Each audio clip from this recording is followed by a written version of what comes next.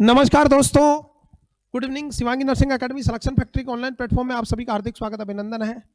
आज आप सभी के बीच आप सभी को मार्गदर्शित करने हमारे हाल ही में जो रिजल्ट आया केजीओएमए में, उसमें ऑल इंडिया 113 रैंक के साथ और यूपीएनएचएम का रिजल्ट आया, उसमें भी उन्हीं का एक ही साथ यानी दो खुशियाँ एक ही बार में। मिस कीर्ति जी का सिलेक्शन हुआ है, जो भी ऑफलाइन बैच की स्टूडेंट है, तो उनको लख लख बधाइयाँ। मैं उनको आमंत्रित करना चाहूँगा मंच पे। आइए बेटा, सभी को नमस्कार, जोरदार तालियों से स्वागत कीजिएगा। God bless you. कोई आजा बेटा, आजा आजा निशा। अच्छा निशा तेरी फ्रेंड है, फ्रेंड है, तू भी आजा। तो शर्मा क्यों रही है, आजा। चलेगा, एक बार इनका माल्यार्पण करके स्वागत करेंगे अपन। निशा, निशा का भी हुआ क्या कहीं? रीचा, अच्छा अब हो जाएगा, कोई बात नहीं। आजा बेटा आजा। यस, दोनों एक बार माल्यार्पण करेंगे मैडम का। हाँ, तू फूल दे दे, मैं दे नहीं सकता इसलिए नहीं। जोरदार तालियों से स्वागत करेंगे बेटा। God bless you. Thank you बेटा। थोड़ा सा, इतना नहीं, बच्चे देख रहे हैं कि सारा ही सर ही ख्याल लेंगे।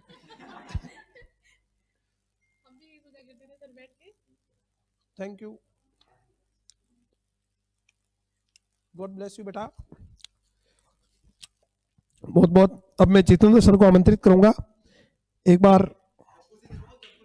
जग्गू, जग्गू तो वैसे छाया हुआ है मार्केट में। लो बेटा, रख दो। एक बार जोरदार तालियों से स्वागत करेंगे।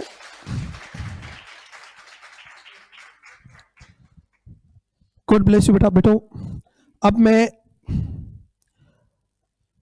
निवेदन करूंगा प्रीति जी से कि दो शब्द कहे आपको और मोटिवेट करें। और एक जो एक अच्छी बात बताई इन्होंने आज, ये कह रहे हैं कि मेरा सिलेक्शन हुआ, उसके बाद बच्चे फोन कर रहे हैं कि जो एसएनए की पीडीएफ है वो भेज दो, हम पढ़ लेंगे। अरे मैंने कहा हमें पता है कि एसएनए सिलेक्शन फैक्ट्री है, इसका मतलब ये नहीं कि तुम बिल्कुल अनपढ़ ही जाओगे और तुम्हें नौकरी लगा देंगे। आपको थोड़ा बहुत कच्चा मटेरियल तैयार होगा ना आपका खुद का, यानी आपको पढ़ोगे तभी आपका सिलेक्शन होगा।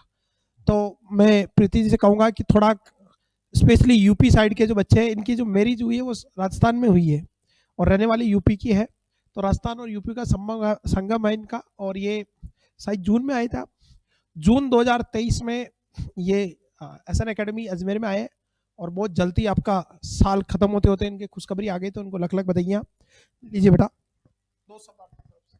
Good evening, everyone. I am Kirti Bajpai and completed post basic BSc nursing in August 2023. And you all always listen that behind every successful man there is a woman, and behind my success there is three men. सबसे पहले मेरे पापा जिन्होंने मुझे हमेशा support किया है, and second is my husband जिन्होंने कभी शादी के बाद भी रियलाइज नहीं कराया कि नहीं तुम्हें सिर्फ फैमिली संभालनी है, पूरी freedom. And third is my brother, उन्होंने हमेशा एक स्ट्रॉन्गेस्ट पिलर की तरह वर्क किया है। एंड इस सब सक्सेस में रोल मेरी माँ और मेरी दीदी और एक ही मेरी बेस्ट फ्रेंड है जिसने मुझे पूरा सपोर्ट किया है।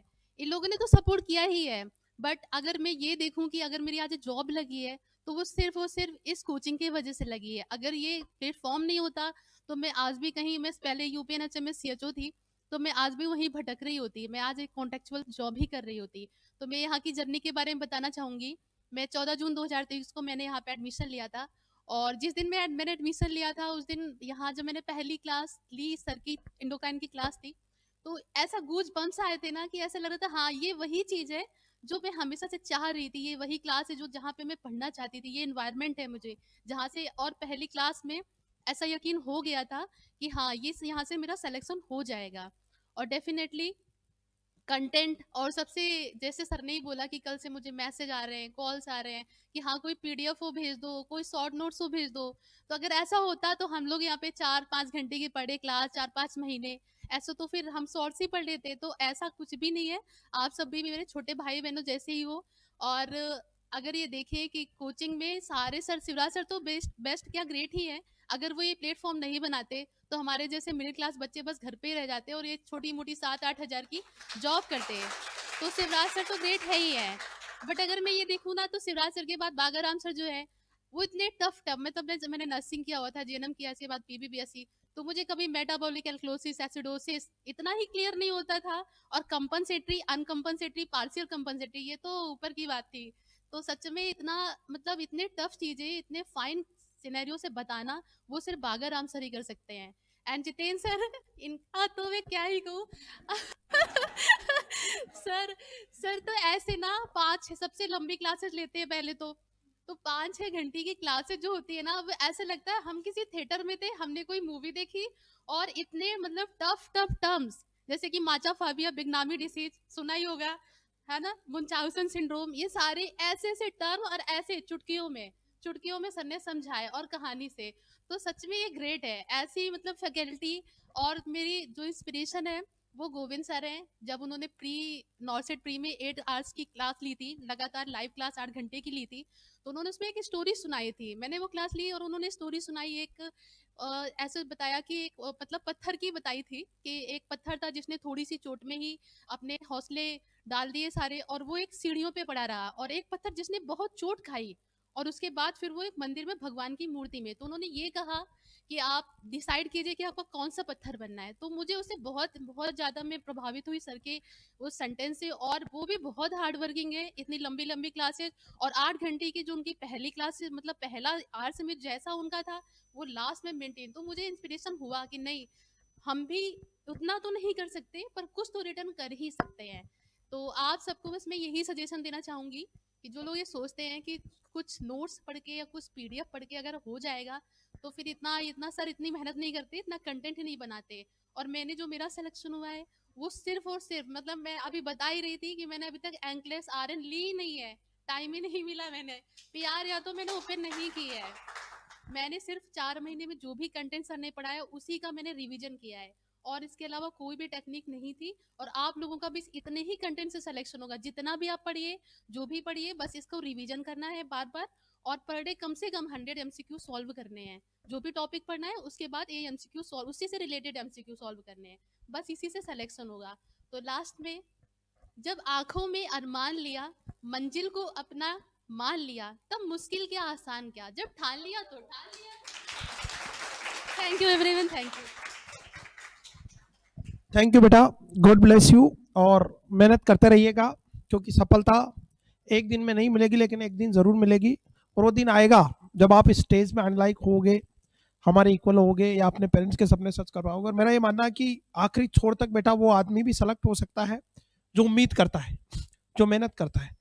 और हर इंसान के दौर में ये समय आता है, समझ मेरी बात, कि वो इस स्टेज पे आने का ईश्वर मौका देता है, लेकिन उस मौके को कौन बुनाता है ये मायने रखता है। ठीक है, कॉन्फिडेंट रहिएगा, मेहनत कीजिएगा, लेकिन और कॉन्फिडेंट मत रहिएगा। सिलेक्शन होगा, लेकिन जब तक नौकरी नहीं लग जाए, ज्वाइनिंग नहीं हो जाए, पढ़ना मत छोड़िएगा। और अभी स्वर्णिम युग चल रहा है नर्सिंग का। पिछले मैं 2015-16 से इस फील्ड में हूँ, लंबे समय से पढ़ा रहा हूँ, कोचिंग संचालन कर रहा हूँ।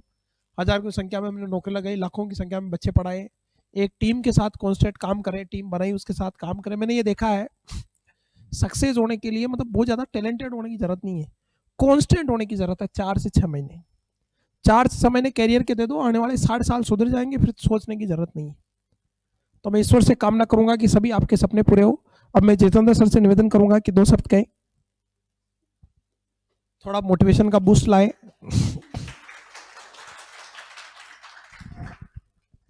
Thank you sir. देखो बेटा,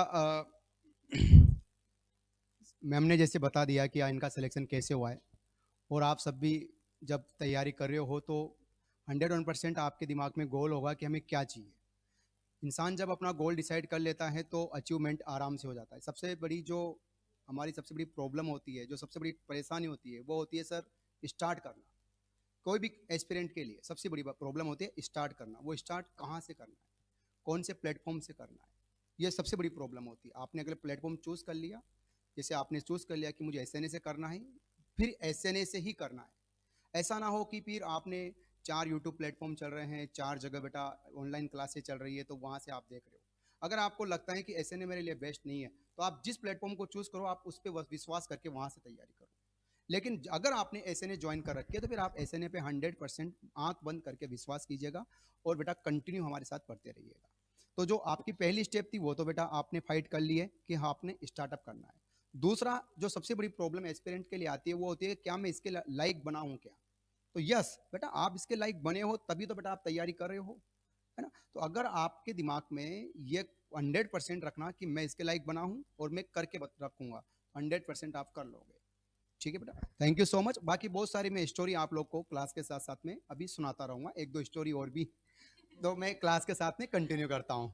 ठीक है बेटा, थैंक यू। क्लास कंटिन्यू रहेगी। Thank you so much sir, thank you Kirti ji, God bless you all. और मेहनत करें बेटा, कॉन्ग्रेचुलेशन सभी को। और जितने भी अभी हाल ही में केजीयूएम का रिजल्ट आया है, लगभग 1200 करीब पोस्टें थी, 1296, और बहुत बड़ी संख्या में ऑल इंडिया बढ़िया रैंक के साथ, अंडर 10 में भी एक रैंक है हमारी, और काफी बड़ी संख्या में यूपीएनएस में भी ऑल इंडिया 3rd रैंक लगी है एक बच्चे की। तो एसएन एकेडमी रैंकर बनती जाती है, अभी एसएनओ में 1st रैंक रही है।